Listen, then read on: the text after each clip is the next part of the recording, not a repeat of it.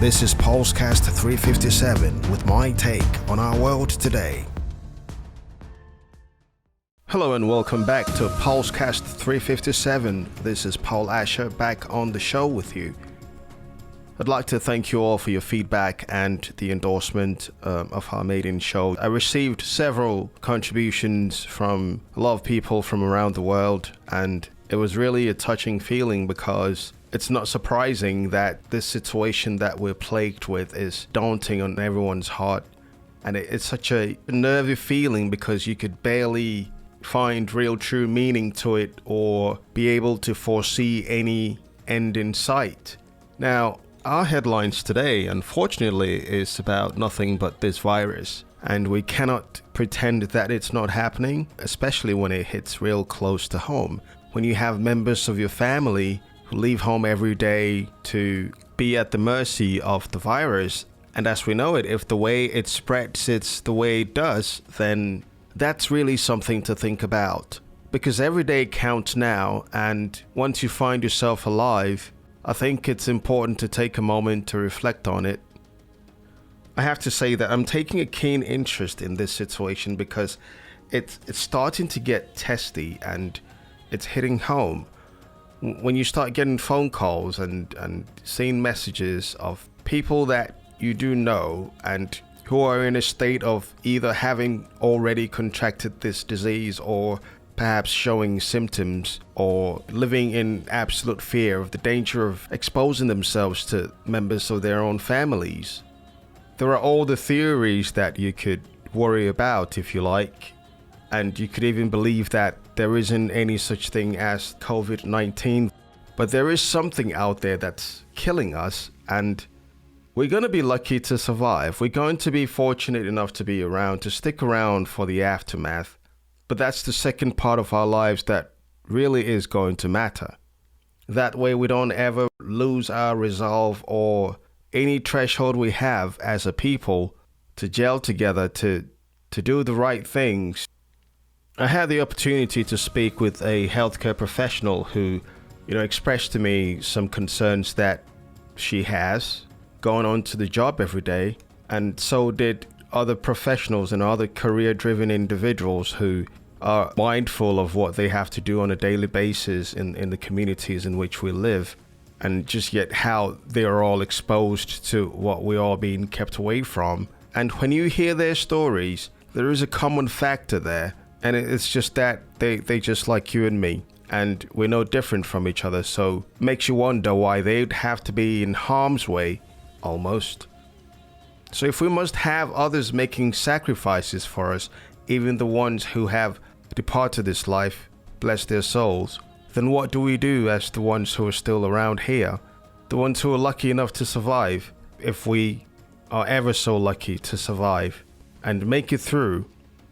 That's when we really need to have that new resolve for strength and for a much greater zeal and a much more common effort towards positivity. Because no matter how you look at this situation, whether or not you think it's some made-up story or whether you do actually believe in the fact that there is such a thing as COVID-19 out there, our normal way of life has changed, and it might never go back to be the same way that it was. And that's the reality we are facing. It's left us in this quagmire of hopelessness, especially when you think about how much our future has been affected. Dr. Anthony Fauci has emphatically stated that he expects handshakes to be completely banned from our society. I'm sure you'd agree that this is just one of the many, many uncertainties we face about the future. Here's what our contributors had to say about their own experiences. Take a listen. Do you mind sharing with us what your experiences have been so far since the outbreak of this disease? It's especially hard coming back home to be around your family and those with younger kids, knowing that you have taken care of a patient who has been exposed or who is suspected and even confirmed to have the virus, and we all know the nature of exposure. It's just difficult, but we have signed up for this, and we are here to help the best way we possibly can.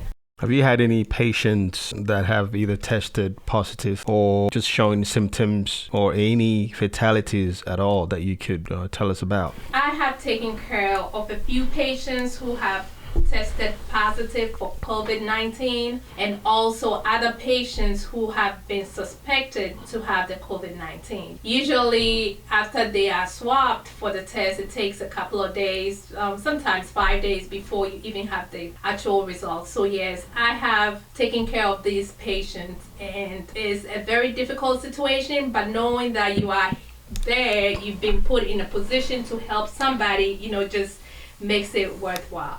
What about your personal protective equipment, your PPEs? Could you say that you have adequate supply to last the longevity of this crisis? And how well are you equipped to attend to those patients you just talked about who have either tested positive or are showing symptoms? Well, our organization has made several efforts to make sure we are protected.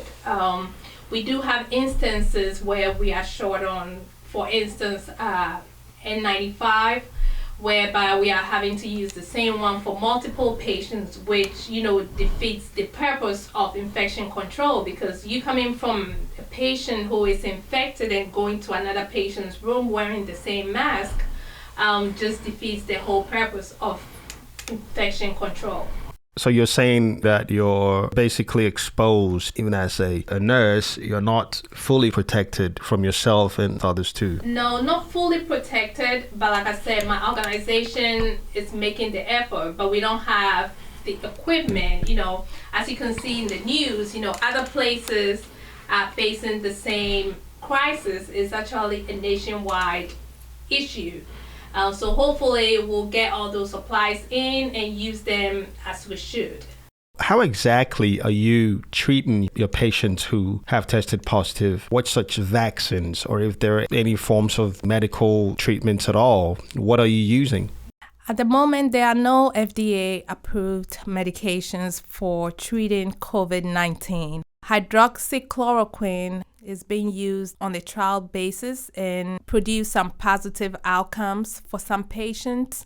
But for the most part, patients are being treated based on their symptoms. So let's say, for instance, you have a patient who is needing some oxygen therapy, not being able to breathe adequately, that can be initiated. And also, if you have a patient running a fever, you're going to treat them accordingly. What precautions do you take even when you get home? What are some of the things that have changed so much? Well, now I cannot just come home, get out of my car, and give my children or my husband a kiss or a hug anymore. Currently, with the situation going on about the coronavirus, we are still educating the people on how to keep up with the preventive measures, but we all are prepared to help fight this virus and make it disappear in Ghana. As a hotel worker, I felt the impact of COVID-19 earlier on when people started canceling their reservations and conferences. Most of us have been home. Even though we pray for this to be over, the fear is also that people will not feel comfortable enough to use services like ours because they might not feel comfortable to do their usual social things until some time to come. So it keeps you thinking, what do you do? Maybe you should change your career path. From my perspective as a bus driver in London, it's very, very scary out there because you don't know who's got a virus, who's touched anything in your bus, and it's really, really scary. We'll have to get a little bit serious with this whole lockdown thing and try to get people educated about what is going on with this pandemic. And I believe people get educated and it will help a little bit. So as it stands, everyone has their own unique experiences. People from all over the world aren't so sure about the complete extermination of this virus from our society. How is it going to go away?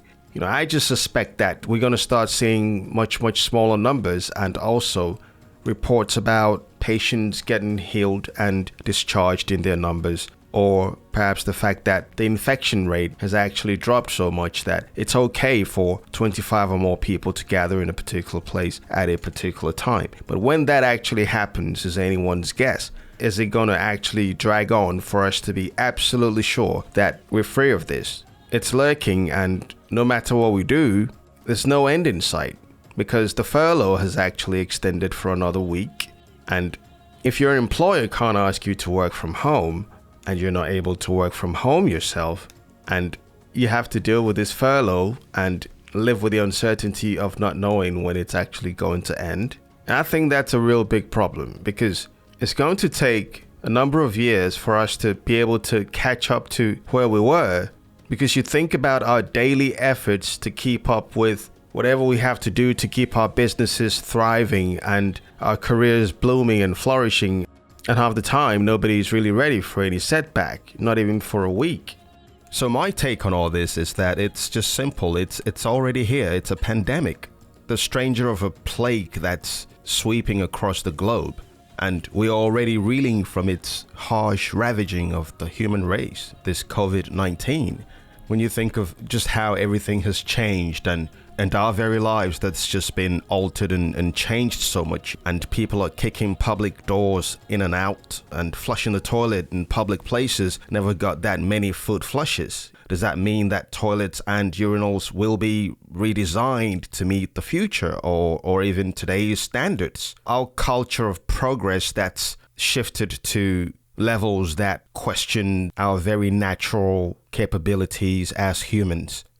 So there's no getting away from the fact. And so the way I deal with situations that crop up in my life when I'm faced with trying times and I need to get over it and I need solutions, I try to look beyond it, because if it's happening, if there's no shaking of whatever it is that you're faced with in your life, then perhaps it's bound to happen. And maybe we're just supposed to accept the fact that some types of hardships are essential parts of our living. And for all the experiences and all the lessons that these predicaments come around to teach us, there's a lesson or two to be learned from it. But then again, I don't sit and wait for it to be over with, because while I look beyond it, I try to take the necessary steps towards trying to adjust myself in a position for the ultimate result, or whatever it is that I choose to do in the end, or just however it turns out. So I think for me, it's not so much about this lockdown and this quarantine and just how we're stagnated, if you like, in today's times. It's what we do while we're in this lockdown, because life is definitely going to come back around, but not so much as to the things we did before. So what's going to change and what's going to become essential in our living?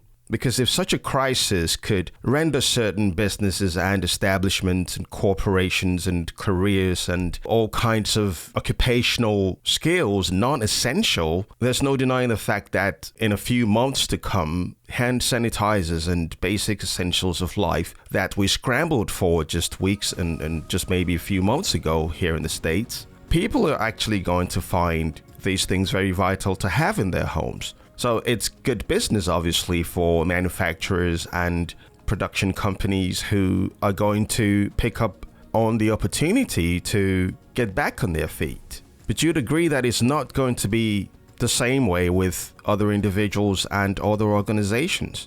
You think about all these establishments you visit in this day and age, and there are all these plastic partitioning and curtains hanging everywhere to keep people apart, the demarcations on the floors and the signs on the walls and the notices across the board, and that's the life today. We're advised to limit our cash use. So what about individuals who have no bank accounts or debit credit cards or have any other means of making business transactions and payments and whatnot? What's that going to do for our currency in the future? Drive-thrus are even becoming more popular, and now it's gone from open at 8 a.m. until 5, or closes soon, or opens at 9 a.m. to no dine-in, carry-out only, and drive-through open. You know, to think that we've already been struggling with life forms and our moral obligations to do well for ourselves and for the communities in which we live, And then all of a sudden, these many different changes that we just simply have to abide by. So calling a spade is also trying to understand that we have to think beyond this pandemic and perhaps pick up on this golden opportunity for those of us who are still here and to think about the next big thing. This is Paul Asher on Paulscast357.